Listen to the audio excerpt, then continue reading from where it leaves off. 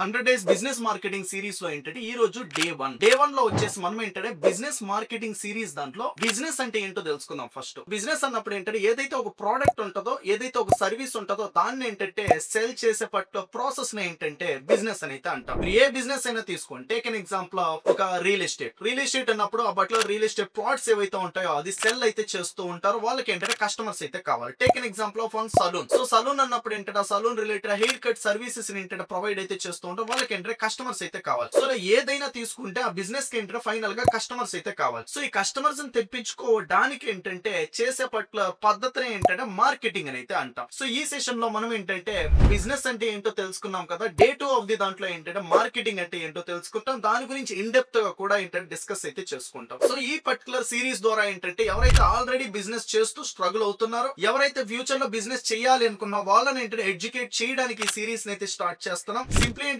Comment section లో do అని అయితే కామెంట్ చేసి మీ సపోర్ట్ ని అయితే తెలియచేయండి. నెక్స్ట్ అప్కమింగ్ వీడియోస్ తో వాల్యుబుల్ కంటెంట్ తో మీ ముందుకైతే వస్తా. Thank you so much.